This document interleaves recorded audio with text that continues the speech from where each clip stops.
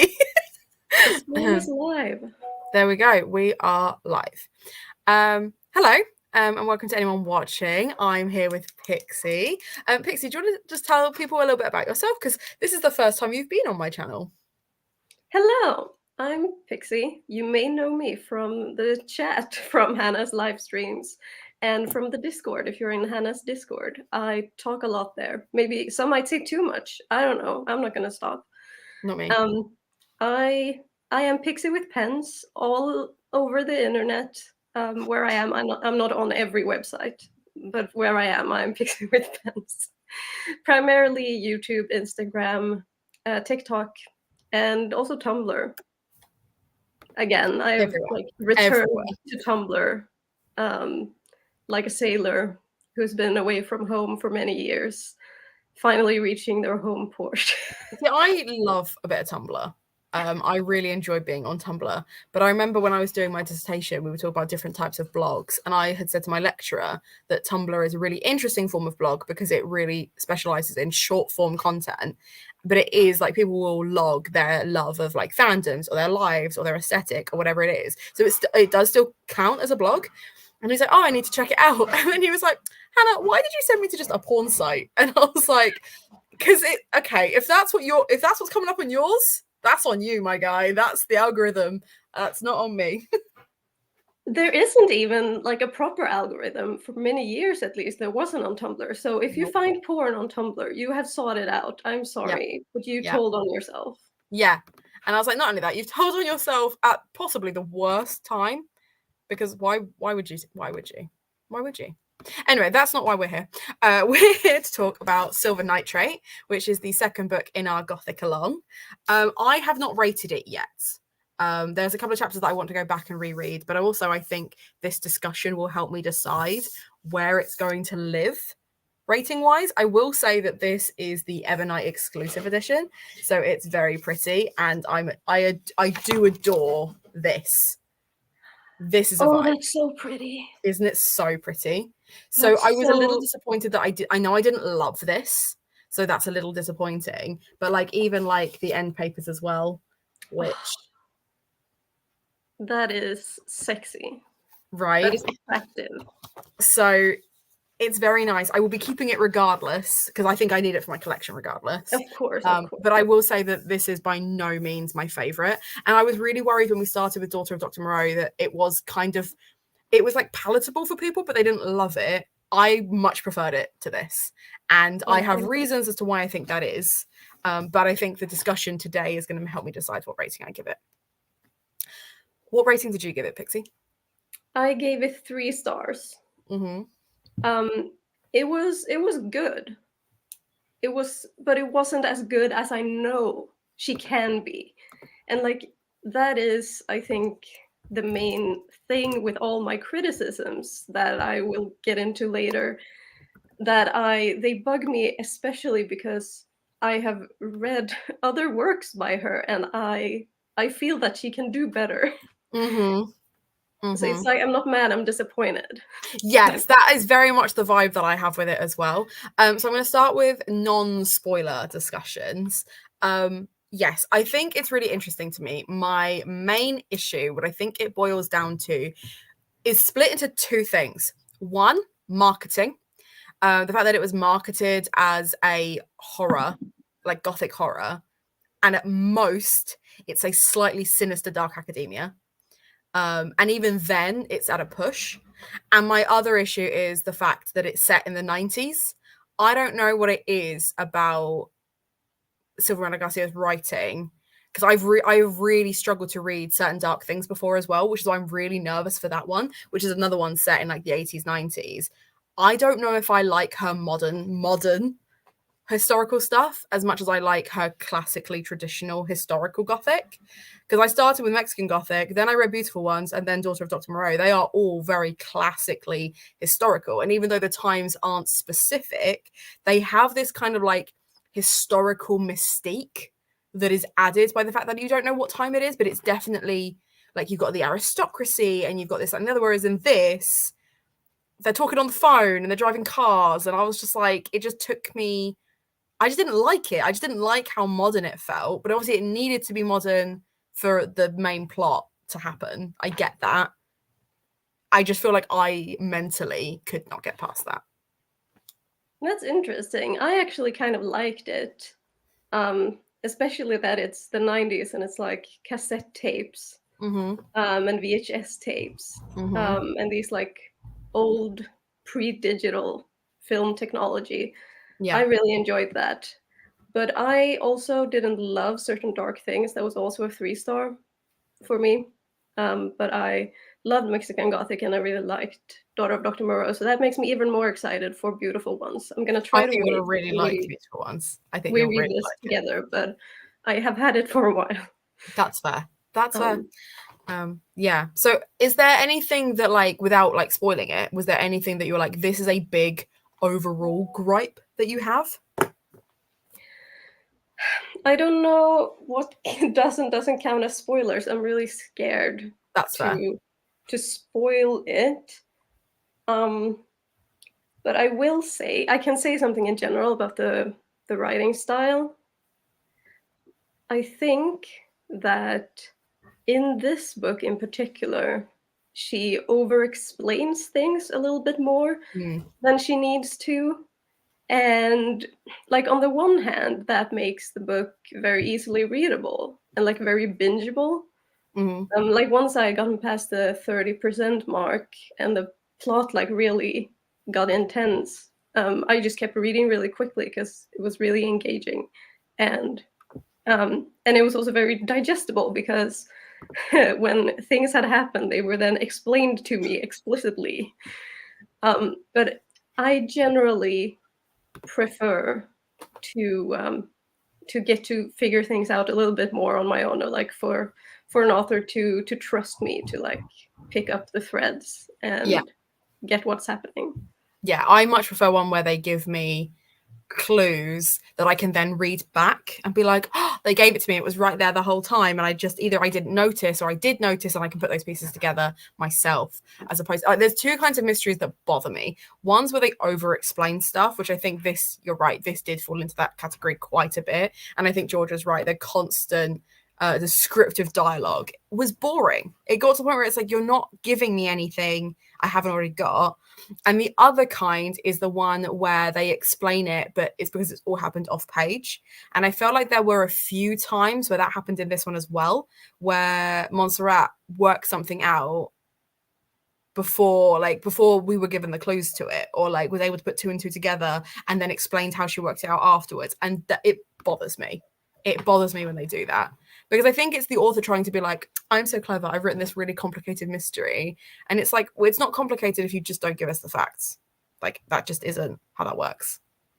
Now, can you like show us the process? Like, let us, because I thought the main mystery plot, the main plot that wasn't about relationships, was really interesting and fascinating. And I would have loved more focus on that. That is like always my criticism. There were too many relationships.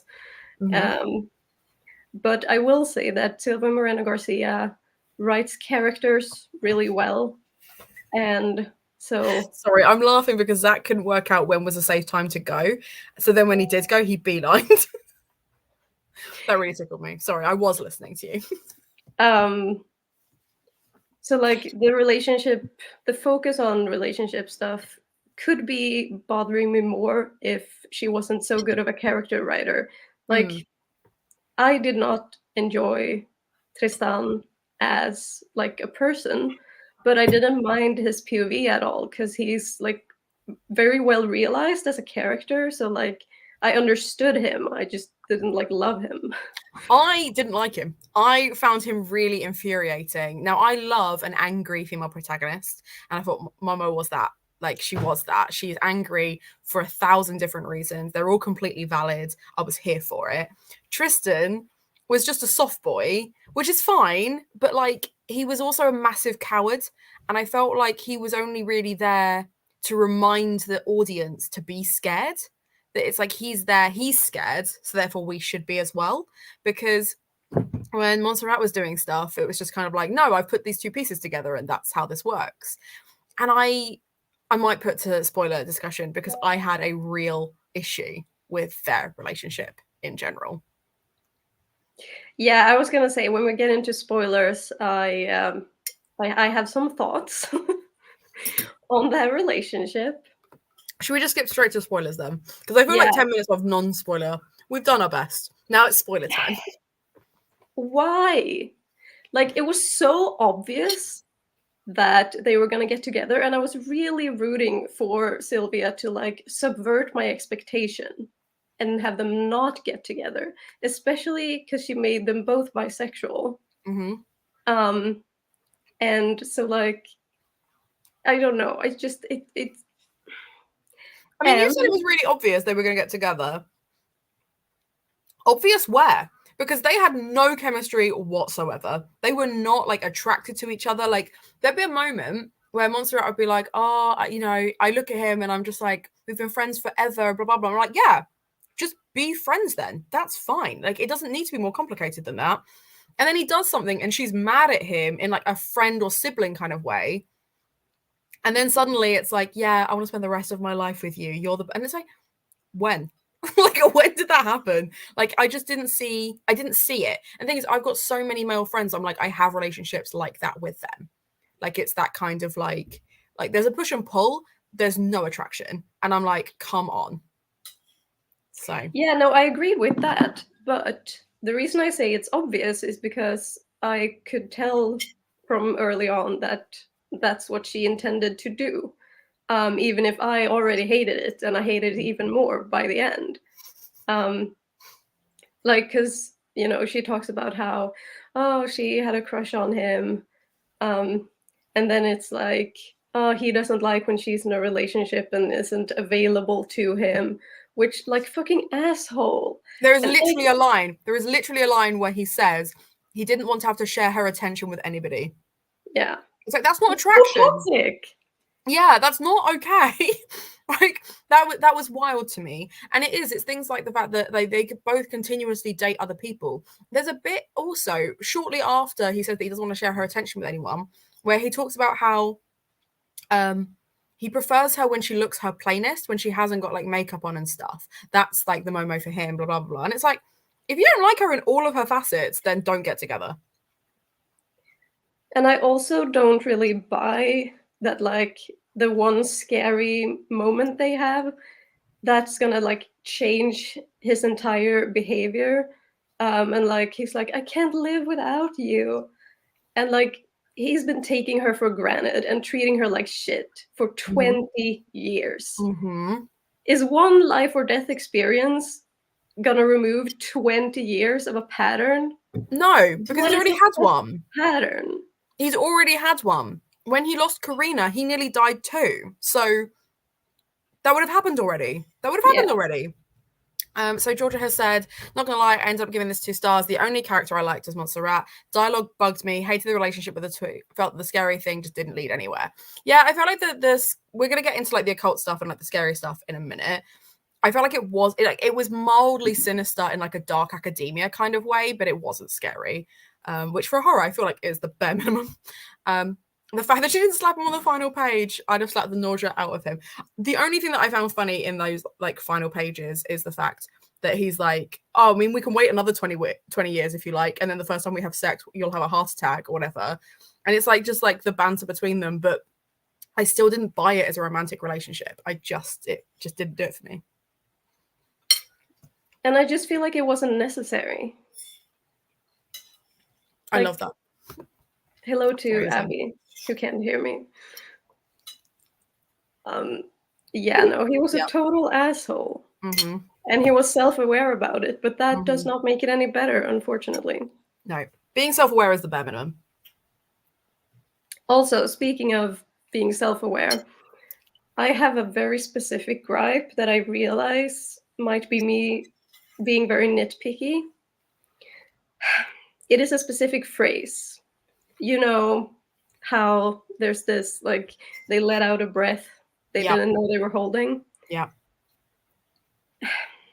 I have a big one of those, and Silvia did it in this one. Which This is? wasn't like a movie. They do it a lot because it's all about films. And every time they did it, I was like, okay. It's a book. But like, come on. Because Silvia has used that phrase in another book as well. And I like, why would you do it again? Once was more than enough. I get it in this one to a certain extent because it's all about film and the fact that the film is the catalyst to this like horrific magic. But also the thing that draws everyone together is all to do with film. I get that. But it's when, again, at the end where she's like, oh, you're going to kiss me like you kiss people in films. And he's like, so I must be a great kisser then. And it's like, did we need that? Did we need that? I mean, I would buy the movie theme in this specific book, but that phrase is so used in a lot of other books. Like, it's a common cliche. And like I said at the beginning, Silvia can do better. I know she can. So it just feels lazy. That's maybe too harsh. I'm sorry, Silvia. I love you. No, I think like it's like she's like so many books in now. Like this is obviously like their newest release, and I don't know if this is like one that because it was based on a short story that she wrote. So I imagine there will have been a level of pressure to put out something different, but also just to put something out. Because I imagine when she sold Mexican Gothic, she will have sold it with the understanding there would be more books to come soon. And a lot of her other books, other than I think maybe Beautiful Ones, are reprints. So it could have something to do with that. I just wanted it to be scarier in general. Yeah, should we talk about that? Let's. I really like the concept as an idea. Like casting a spell with a movie. And it's also very sinister that the guy was a Nazi. That was like the scariest part of the horror bit. I just feel like we could have gone into it so much more and like focused more on that and done a lot more with it. What, with the movie element or the fact that he was a Nazi? The movie magic element. We could have done more with the Nazi stuff as well, but I feel like that was like tied in. I feel like there was a lot of Nazi stuff. Like it really threw me that Nazis were the villains in this in the first place. Like out of like, I don't know what it was that kind of like threw me with that. I guess it shouldn't have surprised me massively, but the fact that they went on so hard about the difference between like Aryan magic and the Aryan race and descending from Atlantis versus descending from the Mayans and calling people mutts and like just the inherent racism. But also like it was interesting because there was the internalized racism of Tristan knowing that he was getting certain parts because he was paler than other Mexicans. Like that was interesting. Because I think he said, actually, I think he's Lebanese. But like just the idea that he knows that he's, sorry, my cat's trying to eat my dinner. He knows that he's getting away with it because of stuff like that. I thought that was interesting, but I thought like, I don't know why so many, okay, you're not having my dinner. Say hi to the cat and then the cat is going away so he does not eat my din-dins. Like they really went hard on like that very specific, like because Evis is essentially a Nazi descending from Nazis, it's such a pinnacle to like how the magic is built. That was weird. That felt weird to me. Yeah, but I think that's what makes it like unsettling. And then like Montserrat gets really into it and you're like, you're so engaged with this Nazi guy. That's really creepy and weird. Well, if Silvia Moreno Garcia loves anything, it's a toxic guy and a woman being obsessed with him for no reason. Hello and welcome. Unfortunately, that's kind of realistic. I mean, we all know like a great woman who's been obsessed with just the worst guy. For sure. It's all too common. Many such cases. Hello. Hi, Lizzie. Hello. I told you Lizzie would be making a cameo at some point. I am. So what did you think of the first 100 pages? I'm not even convinced I read the first 100 pages. Oh, I thought that's what you said you got to. No, I've read like 3 chapters. Oh. I've listened to 3 chapters of the audiobook. Fair. Oh, so the book hasn't even started yet. No, but I got really bored. And that just did Yeah. not help me with my reading, which has been rubbish this year anyway. And I was like, this is not gripping me in the way I need right now. The story doesn't start until chapter 8. There is like so much preamble. Yeah. Yeah, like the audiobook was fully 30% until the book really started. Yeah. So I don't know what page I got to. That's fair. I think you'll hate the ending. Probably. Yeah, we're not pleased overall as a group, I think. Right, I'm gonna go. Is anyone watching who liked the ending? Pop off in the chat if you like the ending. Yeah, let us know. I love how they explain the warped film and film tape, almost elemental magic, but I feel like it wasn't as prevalent as it should have been. Yeah, I feel like there was just so much potential there. And also, I feel like I wanted them to talk about other different types of media as well. Like, I get that it's the 90s, so internet wasn't a thing, but even like going further into music or art or anything like that would have made a massive difference. Yeah, like imagine, I don't know, infusing a painting with magic. And then like doing the magic by watching the painting. I don't know how that would work because I don't remember the details of the magic system. But music like has a lot of potential with that kind of thing.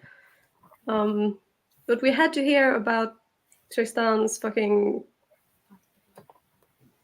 I just really hate him. I'm sorry. No, that's fair. That's fair. Also, I listen completely by audio, and I think the experience may have been more enjoyable to physically read. I think it would have. I didn't mind the audiobook as a whole. I found like that made it easy, obviously, for me to burn through it. I think it's tricky because I just didn't like Tristan's perspective. Because I felt like it was always like a step forward with Montserrat and 2 steps back with him. And it's interesting to me because he's the one that experiences something sinister first. Like seeing Karina come back from the dead was really like dark. I did also feel like that storyline didn't really do much to flesh out who he was as a character. I didn't need it as much. I got that like her death impacted him in ways that impacted like his career, his life in general. But I just felt like it wasn't really relevant to the main plot. Like it was relevant to the subplot and the relationship stuff. Excuse me, but it wasn't really relevant to anything else. So I, not caring about the romance and the subplot, didn't really care about any of that either. Yeah, I'm gonna be maybe harsh again, and I won't apologize for it. Don't apologize for being harsh. Do it. It feels a little bit like we need to give the jerk, the asshole, a tragic backstory so we can still sympathize with him. That's kind of the vibe. It's to make him slightly less of a jerk than the villain. And I just don't care. Like, I mean, it sucks that happened, but yeah. You said obviously because there's quite a lot of like relationship stuff. Obviously, with the 4 original sorcerers, there is a very complicated love quartet. Did that hold your interest at all? Because for me, it felt like it was a couple of chapters to explain it, and then it was just kind of like, so these people are just petty. Like you could have just said it in a couple of sentences. These people are petty. I feel like it had the potential to be interesting, but it kind of, as far as I remember, it was just kind of introduced and then explained, and we didn't really get a chance to be engaged in it. No. And that's a shame, because like it could have been, give me the tea. But it wasn't really. No. I thought I think it's interesting obviously with George saying they wanted power. Like they did, and I think it's really interesting who gets power like throughout like that process. The fact that you have this like incredibly powerful sorcerer his power is then stolen by someone else, who is then stolen by someone else, and the fact they're all like trying to take like a piece of it. I liked that. I would have been more interested in reading that book. I would have been more interested in reading like about their like machinations and like plotting to kill him and then killing him and then realizing that that didn't solve their problem. Like I would have much preferred that story. And like it would have been set like 20, 30 years before. So like golden era cinema. That would have been fantastic. Yeah. But that's not what we got. I wish that was what we got. That would have been so fun. Mm-hmm. Or fun maybe is a bad word, but like interesting. That's fair. What did you think of like how the lore is presented? Because I thought it was quite interesting. Obviously they pull from lots of different sorry, it's really distracting listening to my flatmates talk behind me. Thanks, guys. You good? Yes. Good. I thought it was really interesting they're pulling from lots of different places, like different mythologies and stuff for their magic.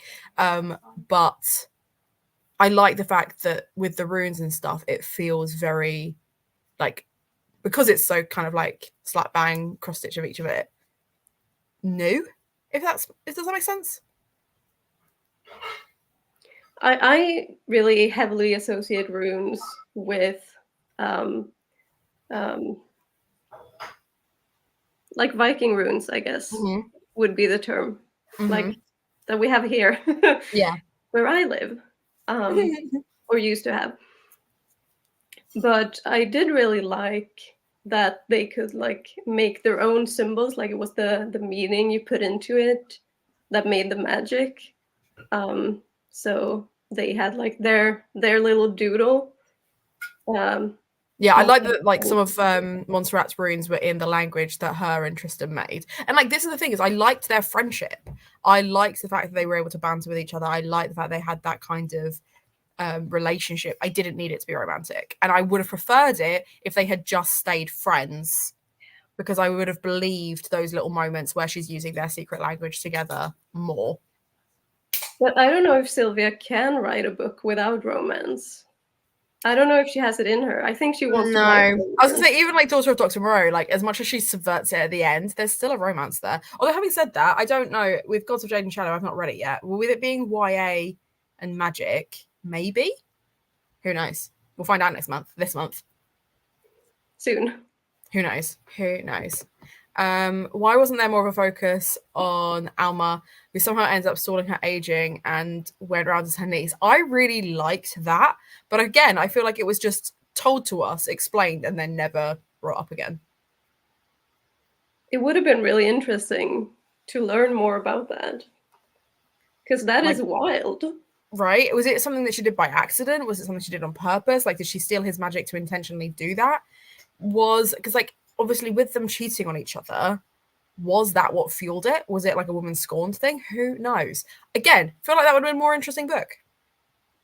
Yeah, totally. Did you have a favorite and least favorite character? I mean, yeah, Montserrat was my favorite. Tristan, my least favorite. Really easy. That's fair. I feel like I found Abel really annoying. I like the old guy that first introduces them to the film in the first place, the original director. I found him frustrating because I feel like he had the potential to know lots, and it was almost like willful ignorance. And I feel like that he was more of like there is a plot convenience than actually like he was just kind of there to get them involved. And then once they are involved, and Jose turns up and is like, no, you're like in this now. It was just kind of, I don't know. It just felt like he was just there to die, basically. Yeah, I didn't like that he died. I was thinking about that on the way home, because I thought he was kind of an interesting character, actually. So very different opinion. Because he was like, they looked up to him as a director, and then he turns out to be this sad, lonely alcoholic who like just wants some company. And really likes talking to them, and then brings up this like sinister history and gets them into doing magic. Like, I don't know. I wanted him to stick around longer, but I thought, well, maybe he needed to die to like raise the stakes. But then that goes back to what you said about like a tool for the plot. Yeah, plot convenience. And he really is, because I think that's the thing, is he literally, hey cat, he was literally just there to kind of to raise the stakes, but then they were both main characters. Were they ever actually at risk? Like, swings and roundabouts. Also, Emma is here just to see you all dressed up and to hear your opinions. Thank you, Emma. I super appreciate it. My necklace is a skull to match my emotional support skull. We love to see it. I love that you have gone like full goth. At most, I've got, well, it's not even mine. There's a Jack Skellington under a hat over there. That's as close as we've got. Nice. Hello, Jack. Blood on the wall too, Hannah, actually. We've got what? Blood on the wall. Yeah, but you can't really see that from here, because where the light is right underneath it, you literally can't see. What Lizzie's saying is that there's blood, like that thing there is. Oh yeah, blood. It's been there for 2 years, never taken it down. It's still hung on by one bit of blue tack that it's holding on for dear life, but you can't really see it in this light, unfortunately. All of the goth stuff is like over here, and you can't really see it. Did I miss something, or was the sister like not necessary in the story? I could have missed something because I was not focused most of the time. I feel like the sister was there just to kind of prove that when they did magic, they had good consequences and bad consequences, because the sister is unwell and then she's not unwell, and that is kind of it. Unless, again, I missed something. I don't think I missed something. Did I miss something? I completely forgot this. What? You forgot there was a receiver and a sister. No, I remembered after thinking for a while. I did remember that there was a sister, but what? She got magically not disabled? Yeah. Well, it was, no, I think it was like, I don't know if it was like disabled. I got the impression that it was kind of like an MS or like cancer thing, where it's like a really extreme disease that shouldn't have a cure, and yet somehow she got better. A terminal illness or a chronic illness. Yeah, chronic illness, I think, of some kind. I don't know if it would have been fully terminal, but I know that Montserrat was worried that she would have to look after her full time. Right. I've worn this before. I like yellow. This is one of my favorite jumpers. This is one of my favorite teaching jumpers because it's so comfy. It's like the opposite of goth. Or is it? Is it not more goth of me to wear whatever the hell I want? No, I also love yellow. I was gonna say, out of the two of us, you do look way more goth than I do. Sunshine goth. Yeah, I do. Like, what is it? It's Grumpy Sunshine, isn't it? That's the dynamic. Yeah, let's say it is. I was gonna claim that as my vibes, but I'm neither goth nor sunshine. You're just somewhere in between. I think Hannah, in between that is just tired. Hannah may be low-key referencing the yellow that SGM referenced in the story, the link back to her unpublished short stories, because Hannah is so meta. I should have said that. I should have said this is in reference to the fact that the film literally that they're working on has like yellow in the title. Georgia. No surprise there that Georgia is smarter than me. They are working on their PhD. They are smarter than me. That is just what it is. I have been corrected. She had cancer. I thought it was something like this, like something where it was like severe. And then she prayed for it to be better, but also had treatment, but only got better with magic. So there you go. I mean, I don't know about magical cures. Feels a bit cheap. But I honestly thought the sister was in the story to like teach us a lesson, which is something I don't know. I sometimes have gripes with being like lectured by a book, and sometimes I don't mind. So I can't say for sure that like, oh, I hate when authors are being really obvious about telling me something, because I sometimes don't mind. But in this book, something that bugged me was how Tristan's bisexuality felt really like shoehorned in. Yeah. And it's so frustrating because we get Montserrat's bisexuality in a really natural way that doesn't like snap you out of the narrative. But with Tristan, she couldn't do it without just being like, by the way, Oh, he's also bisexual. Yeah. And like then- those chapters are very close together as well, because we find out he's bisexual before we find out about her, right? Like she's flirted with a couple of women, but then she actually talks about like a previous relationship after he's literally like, yeah, so I'm bisexual, so everyone treated me like a leper. And it's like it's literally that is what it is. It's just beginning and ending of that. And it's like, oh, that's nuance. Love that. But again, maybe that's why I didn't like his chapters as much, because I feel like Montserrat got more show time, whereas he was just kind of like, he was very self-centered. So his chapters felt very self-centered. Yeah, that's true. He didn't have the depth. No nuance. I tell you what, next time, Emma, I will rock up as goth as possible. We'll do the whole thing. Lizzie, Georgia says thank you, and then they said, I can analyze literature. Thank you, everyone. This is a great day. You're welcome. I mean, you could have said that, but it would have been lost on me. Or actually, I would have fully believed you. It was subconscious on your behalf. That's fair. I'm going to stop reading. You haven't. It's fine. We managed to circle back round. I just remembered, I think my least favorite character was Samuel. We hate smug, young, patronizing men. We do. Actually, there was a conversation earlier today in the Discord, was there not, Pixie, about the internalized misandry that both you and I experience. Listen, I don't. Not all men. Hashtag not all men. Not all men. Just most. But some, a lot, many. Many. I don't know why. I think it just really tickled me that it has men in it. Like many. That's so stupid. Oh, for sure, because I'm the one that made that comment, for sure. Like it had to be lowbrow. So we briefly talked about the occultism and the Nazism. I did think it was interesting that those two were so interlinked, because I know that it's a real thing that Nazis pursued. I quite liked that like real touch of history.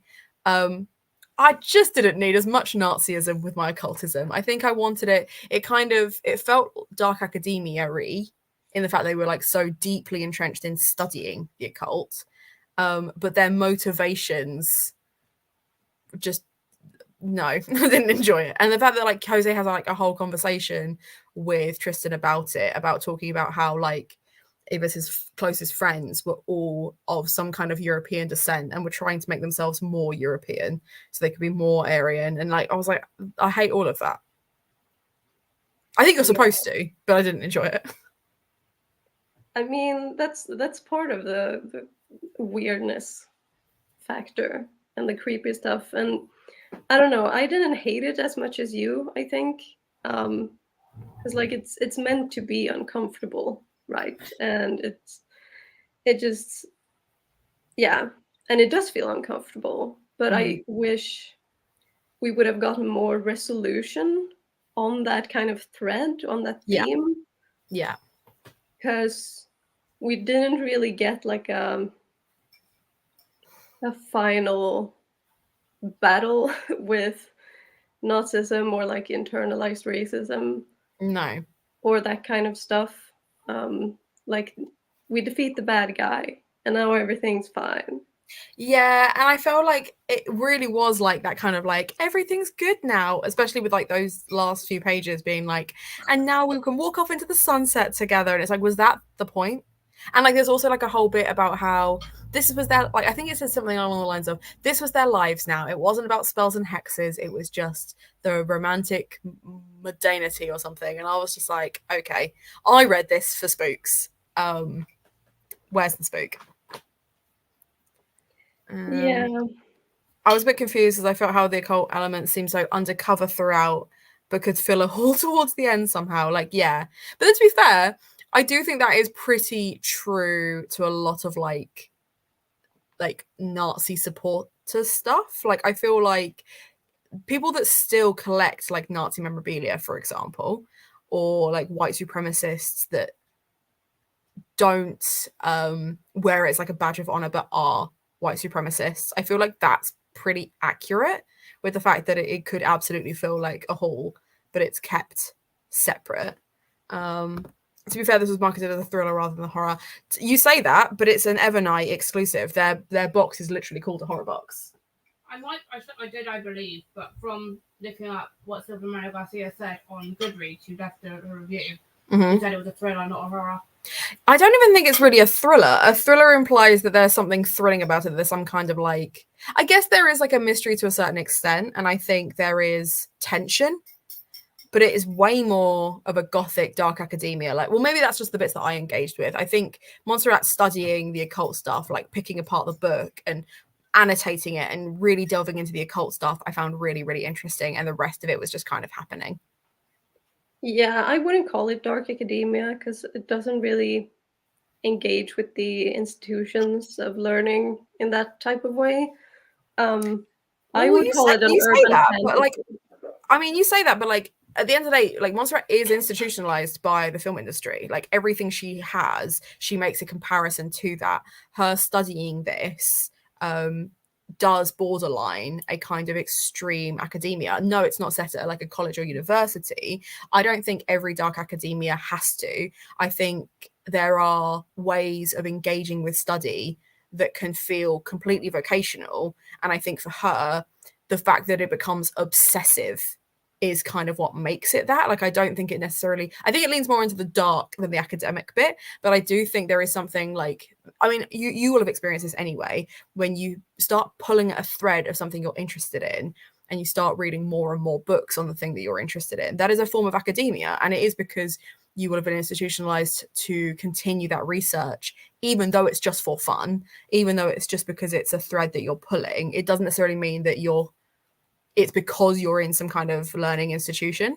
So I think the fact that she has such an understanding of her industry and compares everything back to her industry, that is the institution. Like, there's a bit where she talks about dead silence and the difference between like a warm silence where you've collected sound and there's kind of like ambient sounds of some kind versus this kind of there is no sound. Like the fact that this is what you would hear in a sound studio when everything is turned off because like nothing's happening.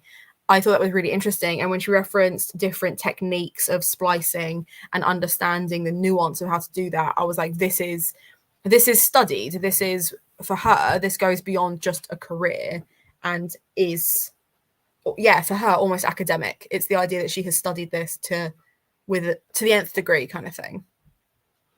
Yeah, okay. Yeah, I see what you mean. I mean, the obsession is definitely like a theme in dark academia in general. But I don't know if that's enough to call it like a dark academia book. Fair enough.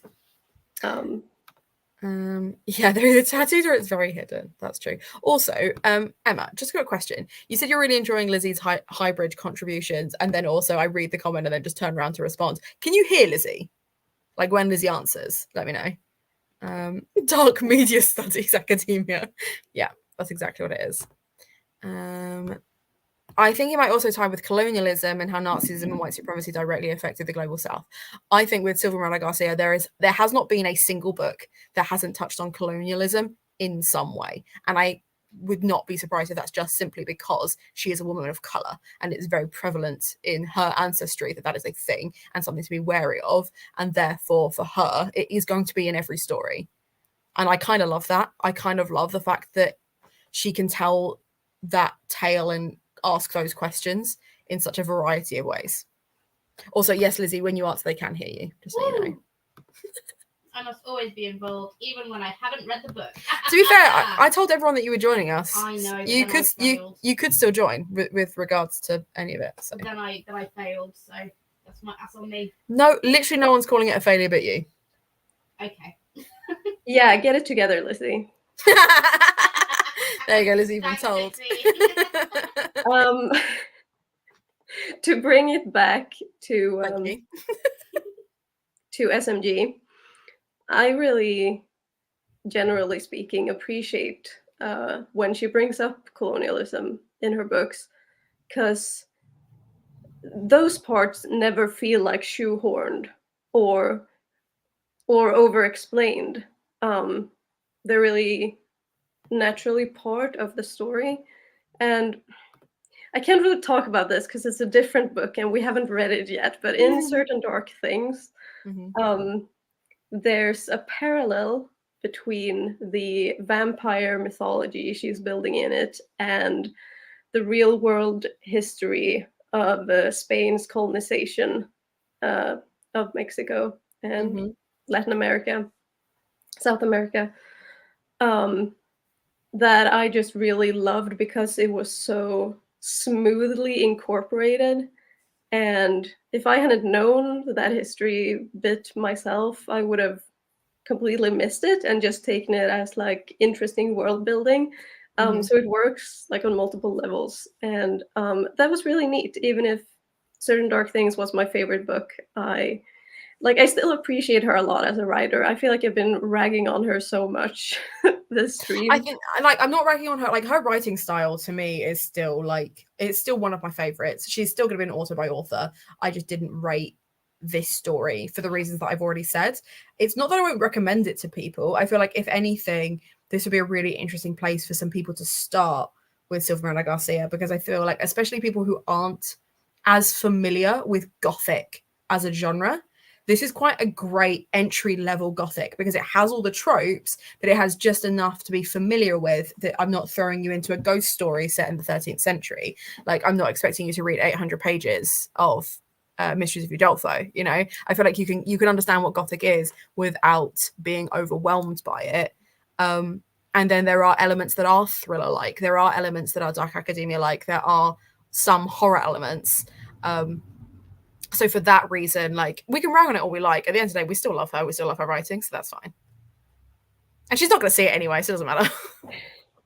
Yeah, please don't watch this. Please don't watch this. If you've made it 47 minutes in, Silvia Moreno Garcia, please know that we love you, but goodbye. To be totally honest, a lot of history is like this, and just general history I'm very naive and uneducated on. But Silvia Moreno Garcia introduces it and explains it so well that it doesn't scare me. Yeah, I agree. As someone who wasn't usually drawn to any form of historical information, I think that might be my issue about this. You know, thinking about it, I can't stand reading anything to do with like war fiction, First or Second World War. I don't care. It bores me to tears. That might be why I have such an issue with the fact that it's like the Nazism is so intrinsically tied to the occultism.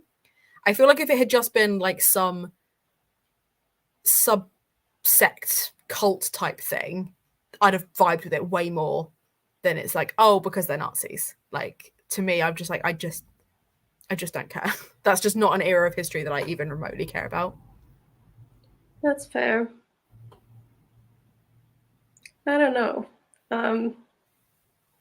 It was a big part of what was scary for me. That's fair. Maybe that's why I didn't find it scary then, because I just mentally was disengaging with it. You just checked out. I was like, I just don't care. Like, you mentioned Nazis, I'm like, oh, it's Nazis again. I think it's interesting because, like, growing up in the 90s, so many films centered Nazis as the bad guys that it really took me like learning about it to be like, oh, they're not just like villains. They're like, this is like a whole, like, you know, like, not like they were villains, but like more like tropey stereotypes. Like Indiana Jones is a prime example of this. James Bond is a prime example of this, where it's just like, we're just gonna like, oh, and the bad guy's a Nazi. So like that just as a stamp on it means like, well, he must be a bad guy kind of thing. Like, no nuance. It's very overdone in general. In adult fiction, as I am fond of saying, because YA gets a lot of flack for like the tropes, and sometimes I agree. Like, yeah, it is a trope to like move in the middle of senior year to a new town, but like adult fiction also has its tropes, and it's divorce and alcoholism. Yep, and Nazis. And Nazis. Which, to be fair, this book had all three. Yeah. There you go. It's a book for adults. It's a book for adults. It was also like straight up Nazis, like the ones that everyone is clearly calling evil now rather than more subtle form. Again, I think maybe that's it. The fact that they did just feel like your stereotypical Indiana Jones Nazis as opposed to nuanced these were real people, they did real things kind of thing.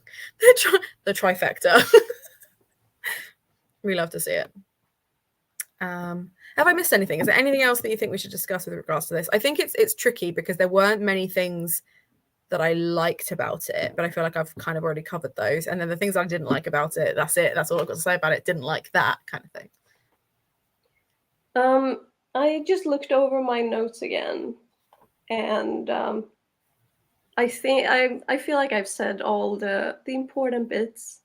I'll just reiterate that one thing Silvia Moreno Garcia will do is write a female main character that I fall in love with and would die for. But the other thing she will also do is give me more of the relationship stuff when I would like to hear more about like the magic, anything else, the horror, the spooky stuff. That's fair. That's fair. She does like to add a romantic subplot. It's quite interesting because I think I'm interested to know what you think of Beautiful Ones, because the romantic subplot is the main conflict. Like there's other stuff going on, but that's not the main story. The main story is the romantic plot. And then there's like other supernatural stuff going on around it. So it'll be interesting to see when it's intentionally the other way around, how you feel about it. Yeah, we'll see. Give us more money we don't care about. Please no. Yeah, but I can like a romance and care about it, even a straight one. Disgusting. Outrageous. Yeah, frankly, yes. Gross. I was gonna say something else, but I can't remember what I was gonna say now. No, I've lost it. Whatever it was, it wouldn't have been that funny, and I can't remember what it was. Oh no, that was it. One thing I will say that is a definite pro, and something that will mean that I will recommend this book for Gothtober, is the fact that it has BIPOC, disability, and LGBT rep. When we talk about the trifecta, that's the trifecta. Yeah, the other trifecta. The better trifecta. So I like that. I like the fact that the main character, like, and also the fact that it's not her physical disability isn't made into something noble. Like it's just a facet of her life. I mean, it kind of is. It's like she beat people up with her cane. Yeah, as a child. Like what I mean is like there's like I don't feel like not like with like the sister who was sick and overcame that. I feel like it would have been really shitty if the good luck that had come to Montserrat was that just her limp went away. Yeah. I think like that would have been kind of rubbish. Yeah, at least that didn't happen. The bare minimum. Yeah. So after this discussion, I feel like I want to give it a 2.5 and then round it up to 3 on Goodreads, because I think there are things that I enjoyed stylistically. I just didn't care about the plot or the characters. And 3 stars are always for me either it was very poorly written but I had a good time, or it was very well written but I didn't enjoy it. 2 stars is I hated this, and 1 star is I DNF'd. Didn't you even like Montserrat? No, I did. Like, I feel like I love an angry character anyway. An angry female protagonist is always going to be a win for me. I just didn't see why she was wasting any of her fucking time with Tristan. Yeah. Like, no. So, like, there were choices she made that irritated me. And unfortunately, the rest of the characters, I know you said obviously, like, that you quite liked that this was a character-driven book. For me, the characters just weren't strong enough. I just didn't care enough about them. And again, I don't know if that's because I crammed this into like 4 days as opposed to took my time with it. I just didn't rate it. I think there are better characters. I think there are better examples of Silvia Moreno Garcia's characters. That is also true. I think what I'm saying is that the character writing is the best part of this book. Yeah, that's fair. That's fair. Georgia says my rating system depends on the day, what people have said to me, and how much water and wine I've drunk. Valid. I need either half stars or to rate out of 10. That's fair. I can't rate out of 10. That would make it too complicated for me mentally. No, 5 is enough. We can do this out of 5. We've got 0.5s, so that's fine. But yeah, I think it will be a 3 stars on Goodreads. Like it has made me appreciate The Daughter of Dr. Moreau more. Because there were more positive things that I had to say about that one.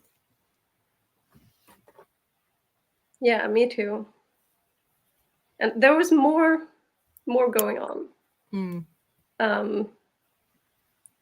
Like, I don't know. Her books always have a lot of politics, but I feel like the politics were better integrated in the plot in The Daughter of Dr. Moreau. And in Silver Nitrate, it was somewhat integrated and then somewhat like slapped on, if that makes sense. Yeah. I think that's totally fair.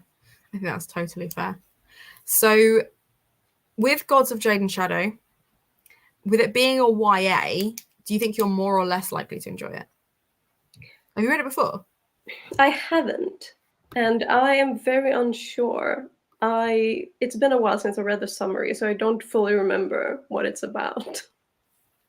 That's fair. I've actively not read the summary recently so that I can go in, and I've tried to do that with all of them so far, is to try and go in as blind as possible, because I do find when I'm buying books, I want to know everything there is to know about it so that I can know that I'm buying a book I'm going to enjoy. But when it actually comes to reading it, the less I know about it, the more I'm putting my own expectations on it, and I can just enjoy it.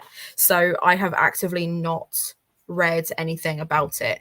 I just know that it has been rated quite highly, and I know that Hannah from Bookworms Feast has recommended it a good few times in Total Bollocks. So I'm quite excited for it, to be honest. But then I was excited for Silver Nitrate too. So we shall see. I oftentimes have been struggling with YA recently, but I did also recently read a YA that I really, really liked. So anything can happen. Anything can happen. I'm just going to hang back for a couple of seconds to see if anyone has any other questions or anything they want to ask us. Is there anything you want to promote whilst you're here?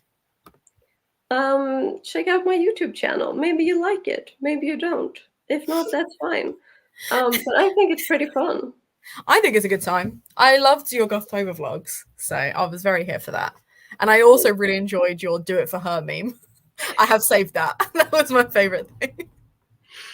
Yeah, I made a motivational poster for myself of Hannah to help me edit said vlog.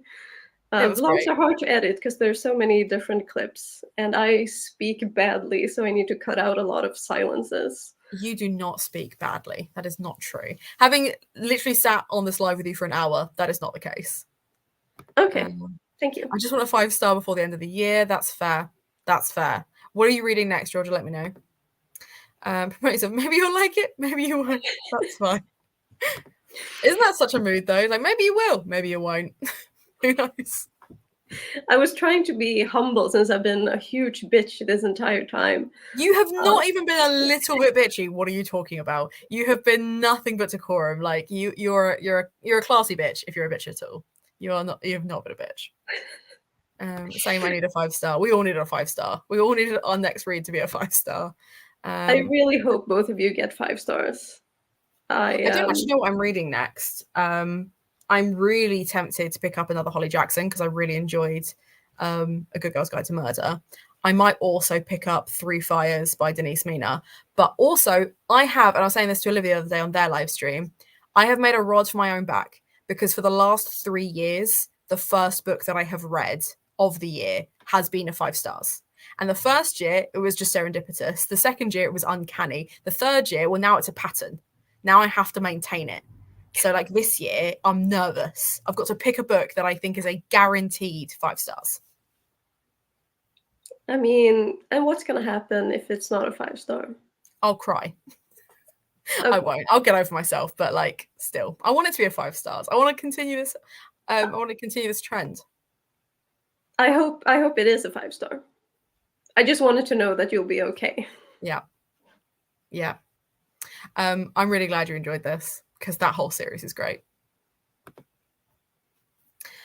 Cool. Okay, in which case I will let you go. I will end this live stream and I will see everyone on, I've put it earlier, it's either like the 9th or 12th of January for our live show of Gods of Jade and Shadow. I'm not going to leave it to the last 4 days this time. I promise.